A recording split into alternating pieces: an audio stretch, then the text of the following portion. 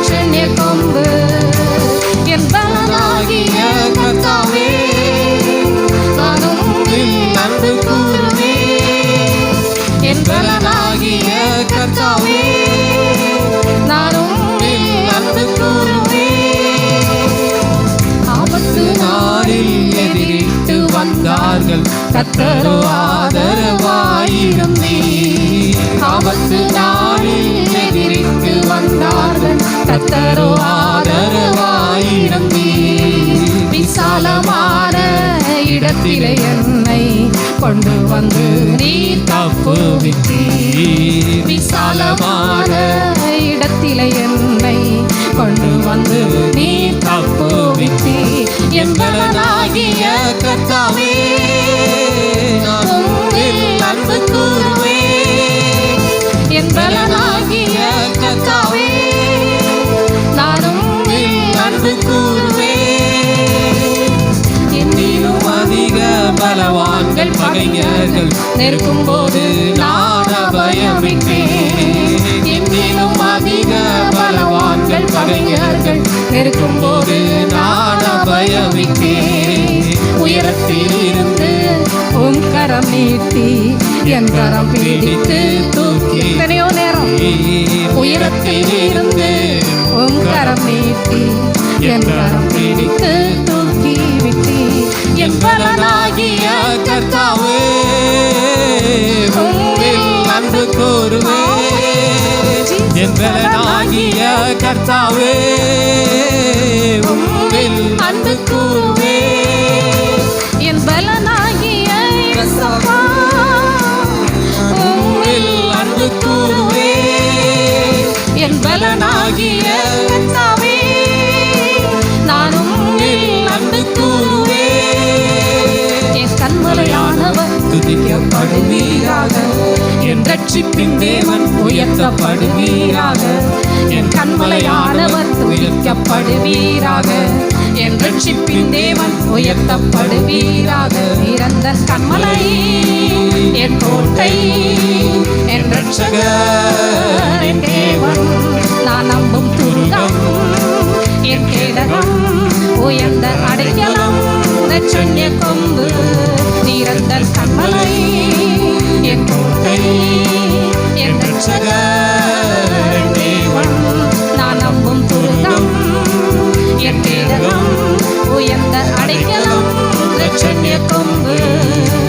என் பலனாகிய கர்த்தாவே நான் உம்மில் அன்பு கூறுவே. என் பலனாகிய கர்த்தாவே நான் உம்மில் அன்பு கூறுவே. என் பலனாகிய கர்த்தாவே நான் உம்மில் அன்பு கூறுவே. என் பலனாகிய கர்த்தாவே நான் உம்மில் அன்பு கூறுவே.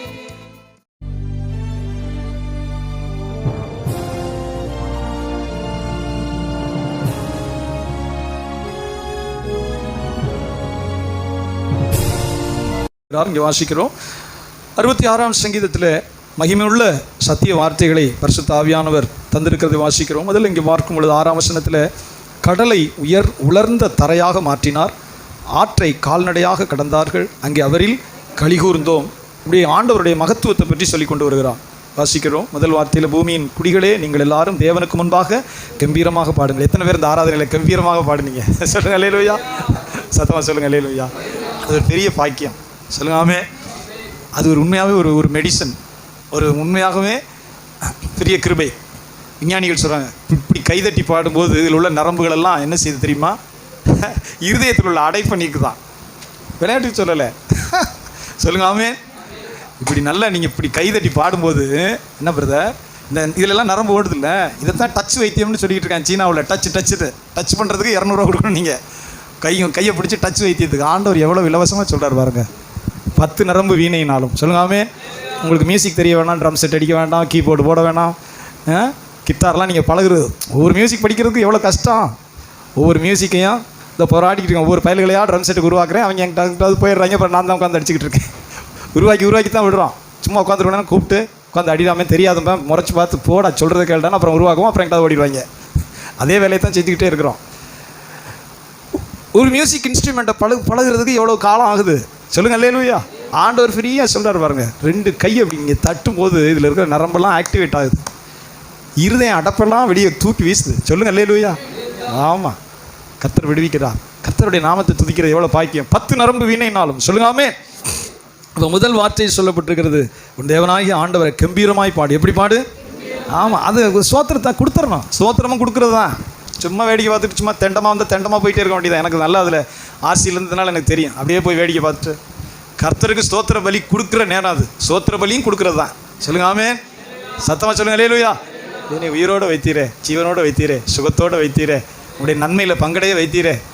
சொல்லுங்க ஆமென். நேற்று ராத்திரி செத்து போனவன் எத்தனை பேர் இந்தியாவுடைய கணக்கெடுத்து பார்த்தீங்கன்னா தெரியும். நேற்று ராத்திரி மட்டும் ஆக்சிடென்ட்டில் செத்தவன் ஒரு நிமிஷத்துக்கு எத்தனை பேர் இந்தியாவில் சாகிறான்னு உங்களுக்கு தெரியுமா? புள்ளி வரும். ஒரு நிமிஷத்துக்கு உலகத்தில் எத்தனை பேர் சாகிறான்னு கூகுள் அடிச்சு பாருங்கள், புள்ளி வரும் வரும். ஒரு நிமிஷத்தில் செத்தவன் எத்தனை பேர் புள்ளி வரம் வந்துட்டு இருக்கோம். நம்ம சாகாமல் நிற்கிறோமே. சொல்லுங்க. அதனால தான் சொல்லப்பட்டிருக்க சங்கீதத்தில், நான் உயிரோடு இருந்து கர்த்தரை துதிப்பேன், நான் உள்ளளவும் கர்த்தரை கீர்த்தனம் பண்ணுவேன். உயிரோடு இருந்து கர்த்தரை துதிப்பேன், உள்ளளவும் கர்த்தருடைய நாமத்தை கீர்த்தனம் பண்ணுவேன். மரித்தவர்களும் மௌனத்தில் இறங்கினவர்களும் கர்த்தரை துதியார்கள். பிரேத குழி உண்மை அறியாது. உயிரோடு இருக்கிறவனே உண்மை துதிப்பான். நான் உயிரோடு இருந்து தேவன் எனக்கு செய்த அதிசயங்களை சபையின் நடுவில் விவரித்து சொல்லுவேன். சொல்லுங்க ஆமென். சங்கீதம் முழுவதும் என்ன வருது? சங்கீதம் முழுவதும் துதி தான். சொல்லுங்க அல்லேலூயா. தேவனுக்கு செலுத்தப்படுகிற ஆராதனை. அப்போ முதல் வசனம் அதில் தொடங்குகிறது. நிறைய வார்த்தைகளை சங்கீதத்தில் வாசிக்கிறோம். 12ஆம் வசனம் பாருங்களேன். மனுஷரை எங்கள் தலையின் மேல் ஏறி போக பண்ணினீர், தீயையும் தண்ணீரையும் கடந்து வந்தோம், செழிப்பான இடத்தில் எங்களை கொண்டு வந்து விட்டீர். சொல்லுங்க ஆமென்.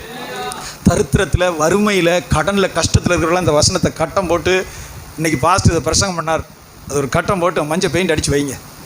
கடந்த காலத்தில் ஒவ்வொரு மனுஷருக்கும், தேவனால் ஆசீர்வதிக்கப்பட்ட ஒவ்வொரு மனுஷருக்கும் இது நிறைவேறி இருக்கும். சொல்லுங்க ஆமென். சத்தமாக சொல்லுங்க அல்லேலூயா.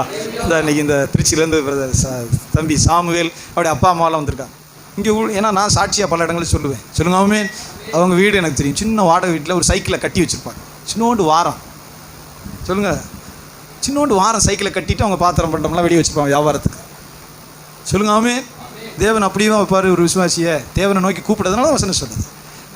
எவ்வளோ அந்த வறுமையின் கஷ்டம் அவர்களுக்கு தான் தெரியும். அந்த கடந்து வந்தவர்களுக்கு தெரியும். ஏழைகளின் வறுமை அவர்களை கலங்க பண்ணும்னு வேதம் சொல்லுது. ஏழைகளின் வறுமை, ஏழைகளின் வறுமை அப்படி கசக்கி புளிச்சிடும். இருதயத்தின் கசப்பு இருதயத்துக்கு தான் தெரியும், அது வேற ஆளுக்கு தெரியாது. அடுத்த நேரம் என்ன செய்வோம்? ஒரு இடம் வாங்கி வீடு கட்டுற விளையாட்டா 50 லட்சம் வேணும். ஆனால் எளியவனை தூக்கணும்னா தூக்கிடுவார் அவர். சொல்லுங்க அல்லேலூயா.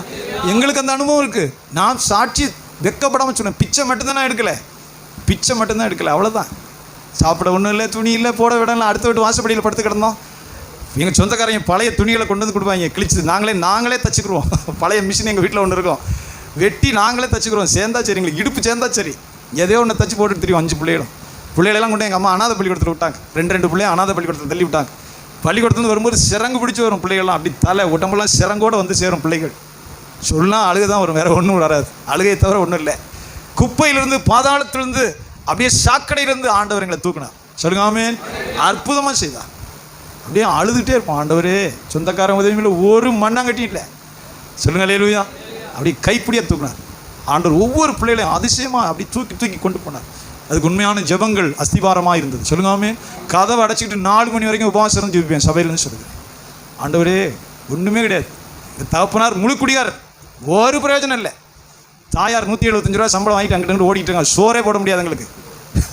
25 ரூபாய்க்கு சட்டை வாங்கி கொடுக்க முடியாது. 25 ரூபாய்க்கு சட்டை வாங்க முடியாது. 15 ரூபாய்க்கு ட்ரௌசர் வாங்கி கொடுக்க முடியாது. சொல்லுங்க அல்லேலூயா. சாக்கடை தான் வாழ்க்கையே, சாக்கடை. ஆனால் கர்த்தர் கண்ணோக்கினார். சொல்லுங்க ஆமென். தேவன் தொடும்போது தூக்குவார். வசனம் சொல்லுகிறது இங்கே பாருங்க. மனுஷரை எங்கள் தலையின் மேல் ஏறி போக பண்ணினீர். நான் அதை படிக்கும் போதெல்லாம் அழுதுருவேன். அப்படி சொந்தக்காரங்களும் ரொம்ப வசதியாக இருப்பாங்க. எல்லாம் ஹை ரேங்க் தான். எங்கள் அப்பா முழு குடியார், முழுசா குடி, உருள்ற தவிர ஒன்றும் இல்லை. சொந்தக்காரங்க எங்களை பார்த்து கேட்குற ஒரே ஒரு வார்த்தை தான், என்ன ஒரே ஒரு வார்த்தை தான் கேட்பாங்க. என்னடா அவங்க அப்பா குடியாரப்ப எங்கடா கிடக்குறேன், இதுதான் எங்களை கேட்பாங்க. எங்களை பார்த்து கேட்குற ஒரே ஒரு வார்த்தை இதுதான். என்னடா அவங்க அப்பா குடியாரப்ப எங்கடா கிடக்குறேன். இது எங்களுக்கு மனப்பாடம். யார் பார்த்தாலும் எங்களுக்கு இப்படி தான் கேட்பாங்க. சொல்லுங்க ஆமென். யாராவது உதவி செஞ்சு படிக்க வைப்போம், இந்த ஏழை பிள்ளைகளுக்கு ஏதாச்சும். அப்படி ஒருத்தன் செய்யலை. எங்கடா உங்கள் அப்பா குடியாரப்ப எங்கடா கிடக்குறாங்க குடிச்சுட்டு, இப்படி தான் கேட்பேன். சொந்தக்காரன் வீட்டுக்கு நாங்கள் போனதும் இல்லை. கசப்பு. சொல்லுங்க அல்லேலூயா. இந்த வசனம் சொல்லுது பாருங்க. மனுஷரை எங்கள் தலையின் மேல் ஏறி போக பண்ணினீர். எப்படி பண்ணினீரா? மனுஷரை எங்கள் தலையின் மேலே ஏறி போக பண்ணினீர். அப்போ கீழே கிடந்து ஏறி போக பண்ணினீர். தீயையும் தண்ணீரையும் கடந்தோம். எதை கடந்தோம்? தீயையும் தண்ணீரையும் கடந்தால் எப்படி இருக்கும்? கடக்க முடியாத தண்ணீர், மூச்சு உள்ளே போகும், தீயில நடந்தால் எப்படி இருக்கும்? அது சங்கீத அனுபவம். தீயையும் தண்ணீரையும் நாங்கள் கடந்து வந்தோம். சொல்லுங்க ஆமென். கடைசியாக சொல்றாரு, செழிப்பான இடத்தில் எங்களை கொண்டு வந்து விட்டீர். சொல்லுங்க அல்லேலூயா. ஆனால் இதுக்கு பின்னாடி ஒன்று இருக்குது, மோசமான ஒன்று. செழிப்பான இடத்துக்கு கொண்டு வந்தோன்னா திமிரு பிடிச்சி பெருமை பிடிச்சி தேவனால் தள்ளப்படுற ஒரு அனுபவம் இருக்குது. நிறைய பேருக்கு நடந்திருக்கு. திமிரு பிடிச்சி பெருமை பிடிச்சி நான் யாருன்னு தெரியுமான்னு உசியா பலிபீடத்தில் ஏறினா பாருங்கள், அந்த கதையாக குஷ்டரோகியா மாறின பேர் ரொம்ப பேர் இருக்காங்க. அது ஆண்டவர் இங்கே மறைத்து வைத்திருக்கிறார். பெருமையில் திமிர நான் யாருன்னு தெரியுமான்னு அடுத்த ஸ்டேஜ் வந்துடும். அவர்கள் தான் தள்ளப்பட்டு உசியா குஷ்டரோகியா கிடந்து கடைசியில் செத்த மாதிரி செத்து போயிடுவான். கர்த்தருடைய வேத வாக்கியம் சொல்லு, எல்லா தேவனால் உயர்த்தப்பட்ட எல்லா மனுஷருக்கு பின்னாடி இது இருக்கும். சொல்லுங்காமே. ஆமாம், நான் இங்கே பார்க்குறேன் எத்தனையோ பேர் கிட்டத்தட்ட 30 வருஷங்களா ஒவ்வொருத்தரையும் சாட்சி சொல்ல முடியும். இந்த தம்பி யாரோ இந்த வெளிநாட்டு போயிட்டு வரும்போது கூரை வெயில் அடித்தா கூரை உள்ளே அடிக்கும், வெயில் உள்ளே அடிக்கும். ஒரு சும்மா ஒரு கூடையில் ஒரு டிஃபன் பாக்ஸை வச்சுக்கிட்டு எங்கடா வேலைக்கு போவோன்னு நிற்பார். அவ்வளோதான் தொடக்கம். யார் நம்மளை வேலைக்கு கூப்பிடுவா? போய் கவலைப்படாது, ஆசீர்வாதம் போட்டு ஜெபம் பண்ணி ஒன்றும் வெளிநாட்டிலேருந்து கிடைக்கலாம், ஒன்றும் பரவாயில்ல, ஒன்று விடுங்க, நீங்கள் நல்ல பேர் எடுங்க, நீதிமானுடைய பேர் புகழ் பெற்று விளங்கும். நல்ல மனுஷன் கரெக்டாக வேலை செஞ்சிருவார். அப்போ ஒரு நல்ல பேர் எடுங்க. உங்கள் வேலையில் உண்மை, ஒரு நல்ல மனுஷன் கொடுக்குற சம்பளத்துக்கு கரெக்டாக வேலை செய்வார். நல்ல மனுஷன் பேர் எடுங்க. அவங்களால வேலையை செய்ய முடியாது. சொல்லுங்காமே. அன்றைக்கி அந்த வீட்டுக்கு ஒரு சோர்ந்து வெளிநாட்டு இருந்தவனும் கட்டுக்கட்டாக கட்டிட்டு வரல, மாடிப்படியில் சிமெண்ட் மூட்டையை தூக்கிட்டு ஓடணும். படியில் மூட்டை 50 கிலோ மூட்டையை தூக்கிட்டு சிமெண்ட் மூட்டையை தூக்கிட்டு ஓடனா எப்படி இருக்கும்? விழுந்தடிச்சு ஓடியாந்து. கவலைப்படாதியா, கடவுள் கிருபை செய்வார். சொல்லுங்காமே. தூக்குவார். ஒரு காலம் வச்சுருக்கிறார். செய்ய முடியாத கட்டணங்கள்லாம் வரும், உங்களுக்கு கீழே ஆள்லாம் வரும். ஆசீர்வாதம் போட்டு ஜெபம் பண்ணி போங்க. சொல்லுங்காமே. இன்றைக்கி எப்படி செய்ய ஒரு 20-22 பேர் வச்சு வேலை பார்க்குறாரு. மகளுக்கு கல்யாணம் பண்ணி கொடுத்து ஒரு 25 சென்ட் இடம் வாங்கி பருகுனரா இல்லையா? சொல்லுங்க. எல்லாருக்கும் ஒரு சாட்சி இருக்கு. கர்த்தரை வைராக்கியமா பின்பற்றணும். சொல்லுங்காமே. வசனம் சொல்லுகிறது, மனுஷரை எங்கள் தலையின் மேல் ஏறி போக பண்ணினீர், தீயையும் தண்ணீரையும் கடந்து வந்தோம், செழிப்பான இடத்தில் எங்களை கொண்டு வந்து விட்டீர். சத்தமா சொல்லுங்காமே. கொண்டு வந்து விட்டதுக்கு பிறகு என்ன சொல்றான் பாருங்க, சர்வாங்க தகன பலிகளோடு உடைய ஆலயத்துக்குள் பிரவேசிப்பேன். சொல்லுங்க அல்லேலூயா. என் இக்கட்டில் நான் என் உதடுகளை திறந்து என் வாயினால் சொல்லி என் பொருத்தனைகளை உமக்கு செலுத்துவேன். சொல்லுங்க ஆமே. தேவன் செய்கிறது அவர் பக்கம், நம்ம என்ன செய்யணும்னு சொல்றார். நம்ம வாயிலால் சொன்னதெல்லாம் நிறைவேற்றிடணும். கர்த்தர் கொடுப்பேன்னா கொடுக்கணும். சொல்லுங்க ஆமே.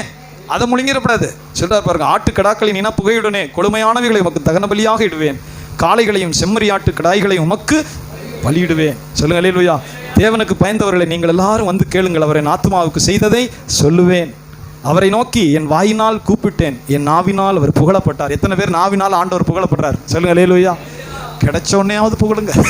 சிலர் கிடைச்ச உடனே கல்லுக்குண்டா இருக்கும், அது ரொம்ப மோசம். எல்லா ஆசீர்வாதம் கொடுத்து வச்சிருப்பார், அப்பவும் பேசாம ஊமைச்சாமியா இருக்கும். அதெல்லாம் பெரிய பொல்லாப்பு. கிடைச்ச உடனேயாவது வாயாட சொல்லுங்காமே துதிங்க, கர்த்தருடைய பரிசுத்த நாமத்தை போற்றுங்க. வசனம் சொல்லுகிறது 18ஆம் வசனத்தில், என் இருதயத்தில் அக்கிரம சிந்தை கொண்டிருந்தேனே ஆனால் ஆண்டவர் எனக்கு செவி கொடார். இதையும் நம்ம மனப்பாடம் பண்ண வேண்டிய வசனம். சொல்லுங்க அல்லேலூயா. இருதயத்தில் இருக்கிற அக்கிரம சிந்தையை கர்த்தர் மட்டும்தான் அறிவார். இருதயத்தில் இருக்கிற அக்கிரம சிந்தை. நீதிமொழிகளில் வாசிக்கிறோம், வேதத்தை கேளாதவனுடைய ஜெபம் கர்த்தருக்கு அருவருப்புன்னு வசனம் சொல்லு. கர்த்தருடைய வேத வாக்கியங்களை சில கேட்க மாட்டார். கடிந்து கொள்கிற பிரசங்கம் பிடிக்காது. குத்து பிரசங்கம்னு அவங்களே பேர் வச்சுருவாங்க. இது குத்து பிரசங்கம், வெட்டு பிரசங்கம், சாக்லேட் பிரசங்கம், இனிப்பு பிரசங்கம், பிரசங்கத்தின் வகைகளை கூறு. அப்படியெல்லாம் இல்லை. பேதுரு பிரசங்கம் பண்ணும்போது குத்தத்தான் செஞ்சு. ஆனால் 3000 பேர் மனம் திரும்பினார். ஆண்டவனே நான் ரசிக்கப்படணும், என்ன செய்யணும்? ஆண்டவமாரே ரசிக்கப்பட என்ன செய்யணும்னு சிறைச்சாலைக்காரன் ஓடி வருகிறான். கர்த்தருடைய பரிசுத்த ஆவியானவருடைய சத்தத்தை கேட்கிறவர்கள் தான் பாக்கியவான்கள். சொல்லுங்காமே. சில நேரங்களில் நம்ம குத்துற மாதிரி இருக்கும், வெட்டுற மாதிரி இருக்கும். கிளையை எப்படி வெட்ட முடியும்? ஒரு அதிக கனிகளை கொடுக்கணும்னா கிளையை, திராட்சை கிளையை வெட்டி தான் ஆகணும், சுத்தப்படுத்தி தான் ஆகணும். சொல்லுங்காமே. அக்கிரம சிந்தை இருக்கட்டும் பாஸ்டர், எனக்கு அக்கிரம சிந்தையை நான் வச்சுக்கிட்டே ப்ரேயருக்கு வந்து ஆராதனை சூப்பராக பண்ணுறேன், பண்ணிட்டு பொழுது ஓட்டு தலை தான் நிறைக்கும், ஆசீர்வாதம் வராது. உன் ஜெபத்தை கேட்கறதுக்கு ரெடியா இல்லையே. அக்கிரம சிந்தையோடு அப்படி வச்சுக்கிட்டு நான் ஜெபம் பண்ணினால் என் தேவன் ஜெபத்துக்கு செவி கொடார். சொல்லுங்காமே. அதனால தான் நீ பலிபீடத்துக்கு வரும்போது சொல்கிறார், உன் காணிக்கையை வச்சுட்டு உன் சகோதரனோட ஒப்புரவாயிரு. பலிபீடத்துக்கு வரும்போது சத்தமாக சொல்லுங்க அல்லேலூயா. என்னை வேதனை உண்டாக்கும் வழி உண்டோ என்று ஆராய்ந்து பாரும் ஆண்டவரே. ஒரு தேவ மனுஷனுடைய வெற்றி அங்கே தான் இருக்குது. நம்மளை தனி ஜெபத்தில் சொல்லுங்காமே. நான் வீரன் சூரியன் அங்கே போய் சொல்ல முடியாது. தேவனே என் பாவத்தை எனக்கு கண்டித்து உணர்த்தும், பொல்லாத வழியை எனக்கு உணர்த்தும். சொல்லுங்காமே. தேவனுக்கு விரோதமான வழி இருந்தால் எனக்கு உணர்த்தும். வேதனை உண்டாக்குற வழி உண்டோ என்று ஆராய்ந்து பார்த்தரலும். சொல்லுங்காமே. சங்கீதக்காரன் கெஞ்சுகிறான். ரொம்ப ரொம்ப முக்கியம். நம்மளை ஆராய்ந்து பரிசுத்தத்துக்கு கெஞ்சி அவருடைய கிருபையை பெற்ற பின்பு மகிமை வெளிப்படும். என் இருதயத்தில் அக்கிரம சிந்தை கொண்டிருந்தேனே ஆனால் ஆண்டவர் எனக்கு செவி கொடார். இது ரொம்ப ரொம்ப முக்கியமானது. அல்லேலூயா. அவன் தயவு செய்து சொல்கிறேன், ஆண்டவருடைய பிள்ளைகள் பிறருடைய பணத்தை கவனமாக கொடுத்துருங்க. நீங்கள் கடனாக வாங்கியிருக்கலாம், உங்கள் சகோதரியாக இருந்தாலும் சரி, தர்றேன்னு சொல்லி வாங்கினதை டைரியில் எழுதி வைங்க, தேதி போட்டு. என்ன தேதியில் கொடுக்குறேன்னு சொன்னீங்களோ அதையும் எழுதி வைங்க. சொல்லுங்க ஆமேன். எப்பொழுதுமே அடுத்தவர்கிட்ட வாங்கின பணம் அவருடைய உழைப்பின் ரத்தம், அது ரத்த காசு, அவன் ரத்தம். சொல்லுங்க ஆமேன். அவருடைய ரத்தம், அதை நான் வாங்கிட்டு தர்றேன்னு சொல்லிட்டு காந்தி கணக்கில் விசுவாசி எழுதக்கூடாது, பாஸ்டர் எழுதக்கூடாது. அப்படி எத்தனையோ பாஸ்டர் அட்ரஸ் இல்லாமல் போயிருக்கிறாங்க. சாட்சியோடு சொல்லுகிறேன், கெஞ்சி கூத்தாடி கடனை வாங்குவாங்க. அல்லேலூயா. ஒரு தீர்மானம் எடுங்க, ஆண்டோடைய பிள்ளைகள் சொல்லுங்கள் அல்லேலூயா. அது ஒரு பெரிய ஆசீர்வாதத்தின் சாவி. யார்ட்டையாவது உங்கள் உறவினரோ விசுவாசியோ யார்கிட்ட வாங்கினாலும் சரி, கடன்னு சொல்லி வாங்கினா எழுதிருங்க. அந்த தேதி எழுதிருங்க, கொடுக்க வேண்டிய தேதி எழுதிருங்க, எப்படியாவது கொடுத்துறோம். சொல்லுங்க ஆமென். ஆமாம், அது அப்படியே நம்ம சாப்பிட்ருவோம், அது அப்படியே காந்தி கணக்கில் எழுதுவோம். ஒருபோதும் செய்யாதீங்க, உங்களுக்கு உங்களுடைய பிள்ளைகளுக்கு ஆசீர்வாதம் வராது. சொல்லுங்க ஆமென்.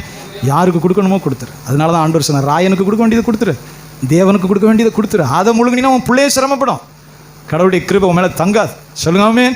நீதிமானுடைய லட்சணம் என்னது? அடுத்தவர்கிட்ட கொடுத்துடணும். அடுத்தவர்கிட்ட எனக்கு வேணாம் ஐயா, அடுத்தவர்கிட்ட வேணாம். சொல்லுங்கள், இது நாள் வரை அப்படி வாழ ஆண்டவர் கிருபை செய்தார். ஒரு தீர்மானம் எடுக்கணும். சொல்லுங்க ஆமென். ஒரு தீர்மானம் எடுக்கணும். என் தம்பி இடத்துல ஒரு 30,000 ரூபா வாங்கியிருந்தேன், ஒரு சின்ன மாருதி 800 கார் வாங்குறதுக்கு. மாதம் 1000 ரூபா தரேன்டான்னு சொல்லியிருந்தேன், என்னால் முடியல. மாதம் 1000 ரூபா தடுக்க முடியல. அப்புறம் எம்ஏ படிக்கிறதுக்கு செலவெல்லாம் ஆயிடுச்சு. அப்படியே ஆயிட்டு, சரி நம்ம தம்பி தானே அப்படின்னு காந்தி கணக்கில் எழுதி விட்டேன். சொல்லுங்கள் இல்லையா, தம்பி தானேன்னு காந்தி கணக்கில் எழுதிட்டேன். ஆனால் ஆண்டவர் என்னை விடலை. அது அப்படியே அப்போ 1000 ரூபாய்க்கு மதிப்பு இருந்துச்சு. நான் சொல்கிறது காஸ்பல் பிறக்கிறதுக்கு முன்னே, அப்படின்னா ஒரு 30 வருஷம்னு வச்சுக்கிறேங்க, ஊழியத்தினுடைய ஆரம்பத்தில். அவன் அப்போ தான் மாலத்தீவில் சம்பாரிச்சிக்கிட்டு, அவனுக்கு சம்பளமே 10,000மோ 12,000மோ தான். அண்ணன் கேட்டுச்சேன்னு கொடுத்துட்டான். அப்புறம் நான் எழுதணுன்னு. ஆனால் ஆண்டவர் ஒரு நாள் குறவலை எப்படியா பிடிச்சார். சொல்லுங்காமே, கொடுக்குறேன்னு சொல்லிட்டு நீ ஒரு திருடேன், திருட்டு பையனே அப்படி. ஆண்டவர், உன் வசதியாக வாழ்கிறதுக்கு அடுத்தவன் ரத்தத்தை உறிஞ்சுவியோ, நீ காரில் வர்றதுக்கு அடுத்த ஆளுடைய காசு பிடிச்சார் ஒரு நாள் ஜபத்தில். அப்போ ஒரு தீர்மானம் எடுத்தேன். சொல்லுங்காமே, அவனை கூப்பிட்டேன், அடே 4 மடங்கு உனக்கு தர முடியாது, ஆனால் 2 மடங்கு தந்துடுறேன். கொடுத்த பணத்தை நீ என்ன செய்துக்க, 5,000 தான் கொடுத்துருக்கேன், பாக்கி 25 தரணும், அதுக்கு பதிலாக 2 மடங்கு தந்துடுறேன். ஒரு நாள் அவளுக்கு அரசாங்க லீவு, அப்படியே மனைவி பிள்ளைலாம் இருந்தால் சொல்லாமல் கொள்ளாமல் திடீர்னு போனோம் விசிட்டு. இந்த 50,000 ரூபா நான் சேர்த்து மொத்தம் எனக்கு கடன் இருக்கக்கூடாது, இந்த கடனை வச்சுக்க. சொல்லுங்கள் அல்லேலூயா. ஒரு ஓ மனசு இது பண்ணக்கூடாது. 2 மடங்கு கொடுத்துட்டேன், இப்போ நான் ஃப்ரீ. சொல்லுங்கள் அல்லேலூயா. சத்தமாக சொல்லுங்கள் ஆமென். நீங்கள் விரும்பினா அது நடந்துடும். காந்தி கணக்குன்னு விரும்பினா நடக்காது. அடுத்தோட்டு கொடுத்தரணும் எனக்கு இருக்கக்கூடாது. நீதிமானுடைய லட்சணம் அது. சொல்லுங்காமே, நீதிமான் கடன் வாங்கி திரும்ப கொடுக்குறான், துன்மார்க்கன் திரும்ப கொடுக்காமல் போகிறான். சங்கீதத்தில் இருக்கு. சத்தமாக சொல்லுங்க ஆமென். ஸ்தோத்திரம். அப்போ வசனம் சொல்லுது 19ஆம் வசனத்தில், மெய்யாய் தேவன் எனக்கு செவி கொடுத்தார், என் ஜெபத்தின் சத்தத்தை கேட்டார். சொல்லுங்க அல்லேலூயா. உண்மையாக கேட்பாருங்க, உண்மையாக அழுது கண்ணீரோட கிருபைக்காக நீ கெஞ்சும் போது கர்த்தர் உண்மையாக கேட்பார். அவர் கர்த்தர், நம் மனுஷன். சொல்லுங்க அல்லேலூயா, கேட்பார். அடுத்து 20ஆம் வசனத்தில், என் ஜெபத்தை தள்ளாமலும் தமது கிருபையை என்னை விட்டு விளக்காமலும் இருந்த தேவனுக்கு ஸ்தோத்திரம் உண்டாவதாக. சத்தமாக சொல்லுங்க ஆமென். 3 வசனம் ஜெபத்தை பற்றி. என் ஜெபத்தை தள்ளி விடவும் இல்லை, கிருபை என்ன சொல்லுங்க ஆமென், கிருபை என்னை விட்டு விளக்கவும் இல்லை. அப்படிப்பட்ட என் ஆண்டவருக்கு ஸ்தோத்திரம் உண்டாவதாக என்று சொல்கிறான். சத்தமாக சொல்லுங்க அல்லேலூயா. ஆண்டவர் நல்லவர், அவருடைய கிருபை என்றும் உள்ளது. ஒரு பாடல் பாடும் பொழுது கர்த்தருக்கென்று